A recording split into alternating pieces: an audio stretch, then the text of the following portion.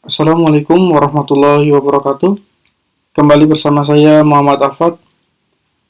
Di tahun 2023 ini saya akan membuat suatu playlist baru di mana saya akan menjelaskan UI UX desain dari awal dengan tema Zero to Hero. Untuk materi pertama kali itu adalah tentang apa UI UX desain.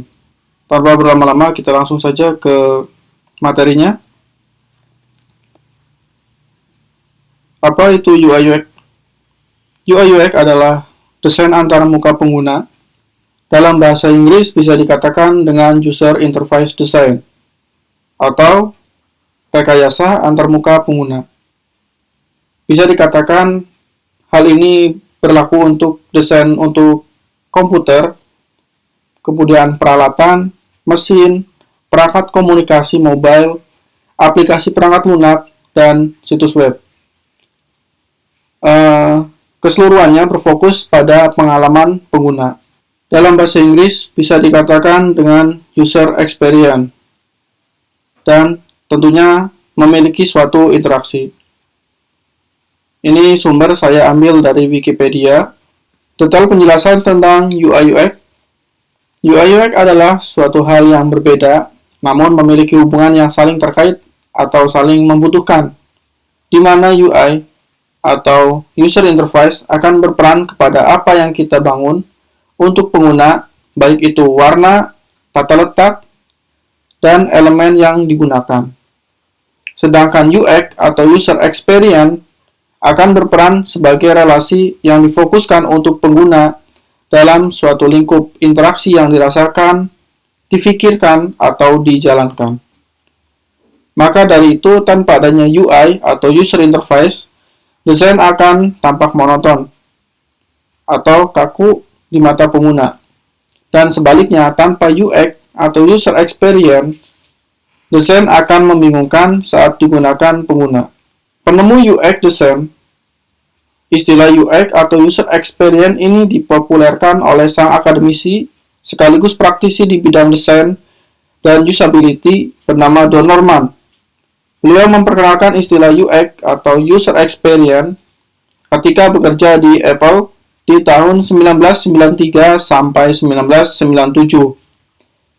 Teman-teman bisa melihat untuk foto atau gambar seorang Don Norman ya. Yang ini. Selanjutnya adalah contoh tentang penerapan UI dan UX. Nah, dari sini saya mengambil di Unsplash, di mana teman-teman bisa melihat bentuk dari botol saus. Ya, ada dua bentuk, di mana yang satu dengan tutup botol di atas seperti ini dan yang satu terbalik seperti ini. Nah, di sini saya perjelas di mana di sini ada UI, user interface. Nah, secara tampilan ini sangat bagus dilihat oleh mata kita ya. Kemudian di sebelah kanan itu teman-teman bisa melihat UI, user experience. Jadi ini adalah contoh botol yang dirasa atau ketika usernya menggunakan itu experience-nya lebih baik karena saus akan turun ke bagian ini ketika dituangkan seperti ini atau ditaruh seperti ini. Tapi ketika botol sausnya seperti ini, maka ketika sausnya tinggal sedikit, maka hasilnya ketika dituangkan akan membutuhkan effort atau tenaga lebih untuk menuangkan saus sisanya. Tapi kalau untuk UX yang sebelah sini ya, ini akan memudahkan. Walaupun dari segi tampilan itu sama, di sini ada logo, kemudian di sini juga ada logo dan beberapa deskripsi. Tapi secara experience yang lebih baik adalah botol yang warna kuning ketimbang yang ini ya teman-teman. Dari keseluruhan yang telah dibuat atau dijelaskan di awal ya, Suatu UI UX design yang telah selesai akan menghasilkan banyak kemungkinan bagi pengguna ketika digunakan. Antara pengguna A, B, C akan melakukan suatu interaksi yang berbeda-beda terhadap desain yang ada, walaupun tujuan akhirnya sama. Ini didasarkan pada tujuan desain itu dibuat. Dan ini adalah gambar atau konsep yang saya buat, di mana seperti ini ya teman-teman. Teman-teman bisa melihat ini ada start, interaction, kemudian finish. Jadi setiap kemungkinan ya yang kita buat atau seorang UI UX design telah menghasilkan rancangan, maka nanti rancangan itu akan digunakan oleh banyak pengguna. Dan di sini misal saya contohkan pengguna A, B, C. Ketika melakukan start, dia pengguna A akan memilih, misalkan pengguna A melalui jalur ini, kemudian masuk ke jalur ini, bisa saja pengguna A akan berpindah ke sini atau balik lagi ke sini, naik ke sini lagi, dan seterusnya. Dan ini berlaku juga untuk pengguna B. Jadi pengguna B bisa start, kemudian pilih yang ini, kemudian ke sini, bisa turun lagi ke sini, ke sini. Nah, itu adalah suatu yang dinamakan kemungkinan dalam suatu desain. Jadi contoh gamblangnya, teman-teman bisa melihat website atau aplikasi Gojek ya. Di dalamnya kan banyak tersimpan menu-menu.